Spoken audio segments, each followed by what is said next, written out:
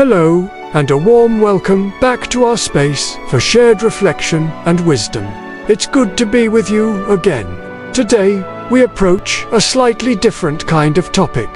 One born not just from celebrating the joys and successes of a long life, but also from observing, with gentle honesty, some common challenges or potential pitfalls that can emerge in our later decades. We're going to talk about 5 areas where hindsight, often gained after the age of 70, reveals opportunities missed or paths that might have been navigated differently for greater peace and fulfillment. Now, let me be very clear. This isn't about judgment or pointing fingers. Life is complex, circumstances vary wildly, and everyone walks their own unique path.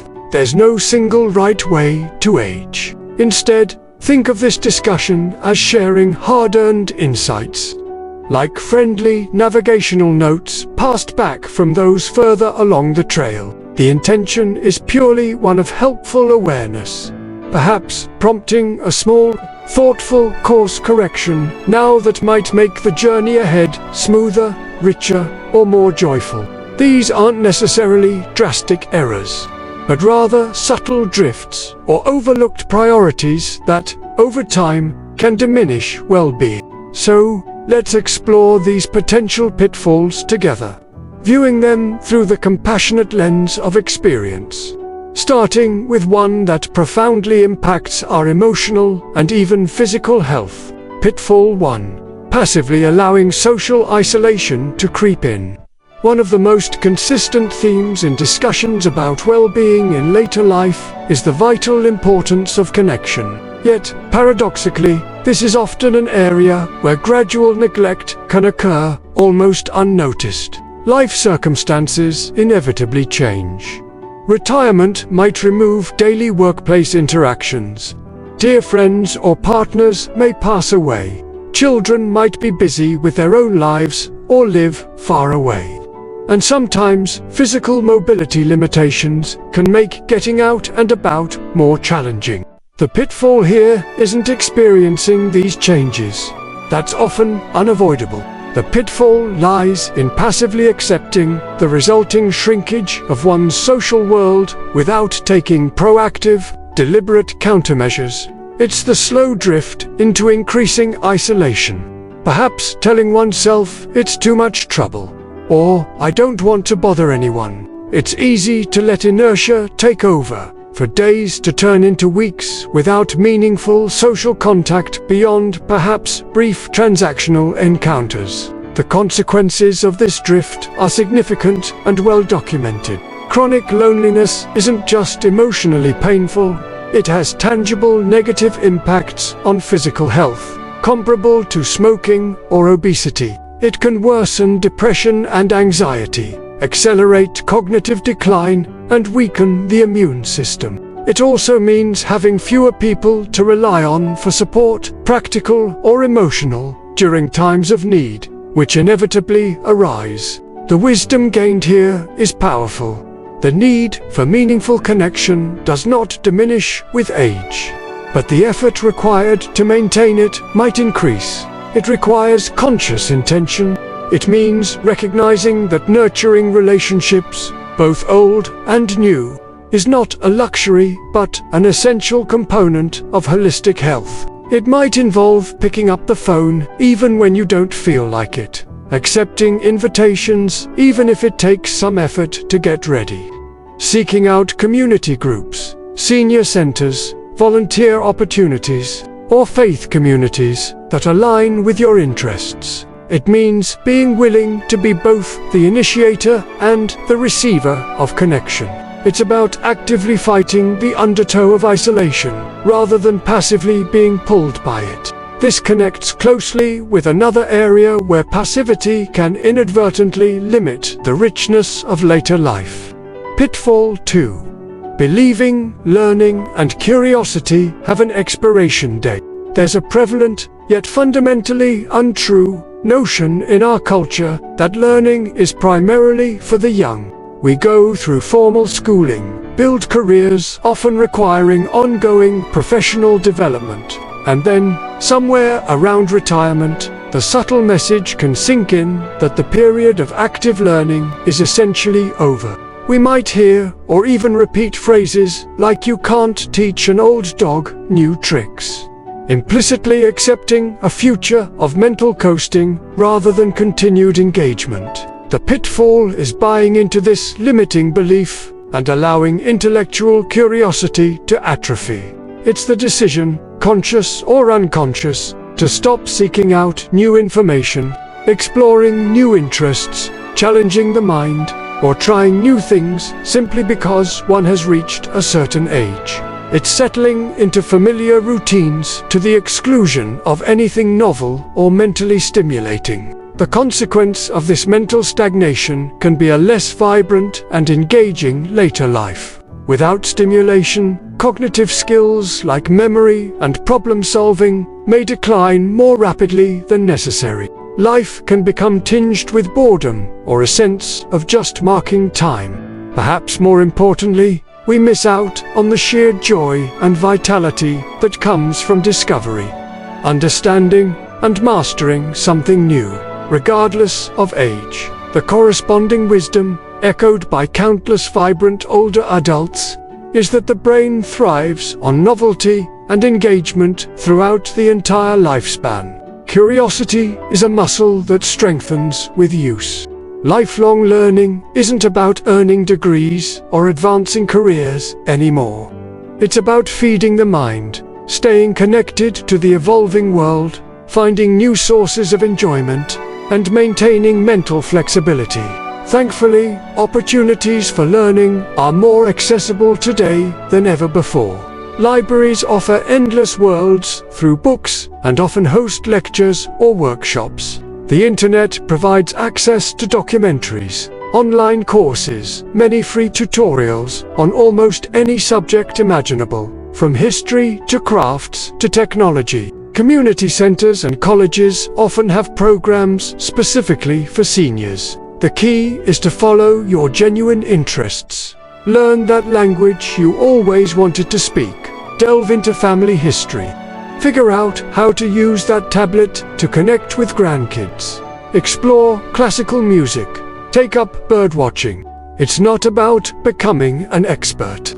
It's about the process of engagement, keeping the mind active, open, and alive. Don't let anyone, least of all yourself, tell you it's too late to learn. From neglecting the mind, we turn to a pitfall concerning our physical vessel. Pitfall 3. Treating health reactively instead of proactively. Our physical health naturally requires more attention as we age. Wear and tear accumulate, and the risk for certain chronic conditions increases. The common pitfall here isn't experiencing health challenges. Again, some are unavoidable, but rather adopting a purely reactive approach to health. This means largely ignoring preventative care, dismissing subtle early warning signs or symptoms as just part of getting old, avoiding regular checks, or neglecting foundational health habits like gentle exercise or balanced nutrition until a significant health crisis occurs. A fall, a heart attack, a concerning diagnosis that forces drastic action. It's easy to fall into this pattern. Doctor visits can feel like a hassle. Symptoms might seem minor, and making lifestyle changes requires effort. We might procrastinate, hoping things will just stay the same or get better on their own. The danger of this reactive stance is that by the time a health issue shouts, treatment options may be more limited, recovery more difficult, and the impact on independence and quality of life potentially much greater than if the issue had been addressed when it was merely whispering. This approach often leads to managing crises rather than maintaining well-being. This reactive approach often leads to managing crises rather than maintaining well-being. The accumulated wisdom strongly suggests a proactive stance is far more effective for preserving vitality and independence. This means prioritizing preventative care, attending those regular checkups and screenings, even when you feel perfectly fine, as they can catch issues early, when they are often more treatable. Crucially, it also means actively engaging in those foundational daily health habits we've discussed before. Gentle, consistent movement, nourishing food, adequate hydration, restorative sleep, stress management. These aren't just nice things to do. They are powerful, preventative measures that build resilience and reduce the risk of many chronic conditions developing or worsening. Think of it as investing small amounts regularly in your health bank account, rather than waiting until it's overdrawn and facing a major withdrawal crisis. From neglecting physical health signals, let's turn to a common emotional and mental pitfall. Pitfall 4. Resisting adaptation and clinging too tightly to how things used to be. Life, by its very nature, is change, and the later years often bring significant shifts. Physical abilities might alter. Technology evolves rapidly, transforming how we communicate or bank. Social norms change. Communities shift. Familiar roles might disappear with retirement or family changes. And inevitably, we experience losses. A potential pitfall here is rigidly resisting these changes. Constantly lamenting how things used to be, complaining about new ways of doing things, or refusing to adapt to new realities. This resistance might manifest as frustration with new technology. I can't keep up with all these gadgets. Bitterness about physical limitations.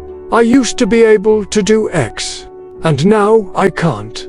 Judgmental attitudes towards younger generations or societal shifts. The world is going downhill.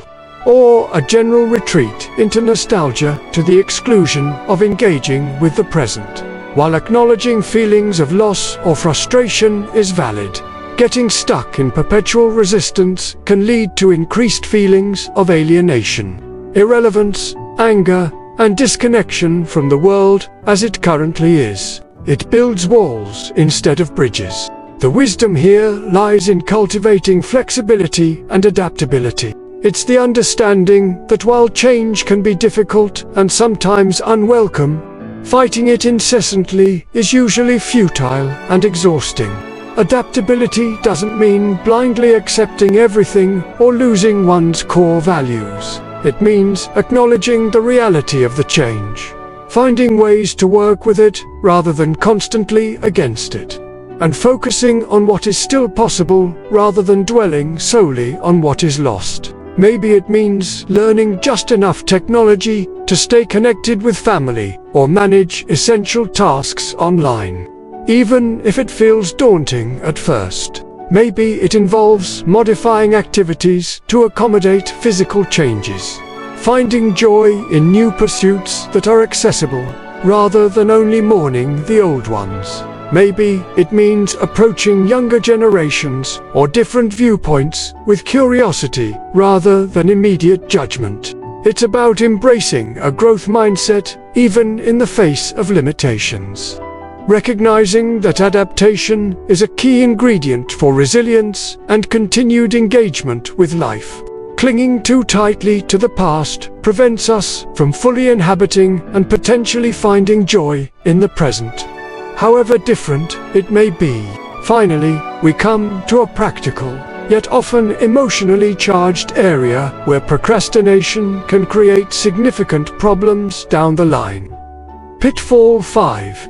Neglecting essential legal and financial planning, deferring difficult decisions. This is perhaps one of the most common, yet avoidable, pitfalls. Dealing with matters like wills, powers of attorney, healthcare directives, and ensuring financial affairs are organized for the future, including potential long-term care costs, can feel overwhelming, uncomfortable, or even morbid. It's incredibly tempting to put these tasks off, thinking, "I'll get to it later," or "It's too unpleasant to think about now." The pitfall is this very procrastination. Delaying these essential planning steps doesn't make the issues disappear. It simply transfers the burden, often compounded by stress, confusion, and potential conflict, onto loved ones during what will already be a difficult time. Either during a health crisis, when you might be unable to make decisions yourself, or after you've passed away. Without clear instructions and legal documentation, families can face costly legal hurdles, uncertainty about your wishes, disagreements among themselves, and immense emotional strain trying to guess what you would have wanted or navigate your affairs. The profound wisdom here, often expressed by those who have completed this planning or witnessed the turmoil caused by its absence, is that getting these affairs in order is not about preparing for death. It's about taking responsible, loving action to protect yourself and ease the burden on those you care about. It is an act of profound consideration. This means having an up-to-date will, clearly stating how you wish your assets to be distributed, establishing durable powers of attorney, designating trusted individuals to make financial and healthcare decisions on your behalf if you become incapacitated. This ensures someone can manage your affairs and advocate for your healthcare wishes when you cannot, creating an advance healthcare directive living will, outlining your specific wishes regarding medical treatments you do or do not want if you are unable to communicate, organizing financial information, ensuring key documents, bank accounts, investments, insurance policies, deeds, etc., are organized and accessible to your designated representative. Considering long-term care, realistically assessing potential future healthcare costs and how they might be funded, savings, insurance, government programs. Yes, these conversations and tasks can be difficult, but tackling them proactively, perhaps with the help of legal and financial professionals, brings immense peace of mind, both for you now, knowing your wishes are documented, and for your family later. It's a final, practical gift of clarity and care. Don't let procrastination create avoidable hardship for those you love. Conclusion: learning from experience, moving forward with wisdom. So, we've explored 5 common areas where experience often reveals pitfalls to avoid after 70. Passively drifting into social isolation. Believing learning has an expiration date, treating health reactively, resisting adaptation to change, and neglecting essential planning. Again, the purpose here isn't criticism, but shared insight. These are lessons often learned the hard way, passed along in the hope they might serve as gentle guides. Recognizing these potential traps allows us to make conscious choices, even small ones, that can lead to greater connection, vitality, resilience, adaptability, and peace of mind in our later years. It's never too late to adjust course, to reach out, to learn something new, to prioritize health, to adapt with grace, or to put necessary plans in place. What resonates most with you from this discussion? Are there other lessons learned after 70 that you feel are important to share? Your perspective adds immense value. Please share your thoughts in the comments below. Let's continue to learn from each other. If you found this reflection helpful, please consider giving the video a like and subscribing to Elderly Wisdom for more insights drawn from lived experience. Sharing this video might help someone else navigate their later years with greater awareness and intention. Thank you for being part of this conversation today. May we all move forward with the wisdom to avoid unnecessary pitfalls and the grace to embrace the fullness of life at every stage. Until next time, be well.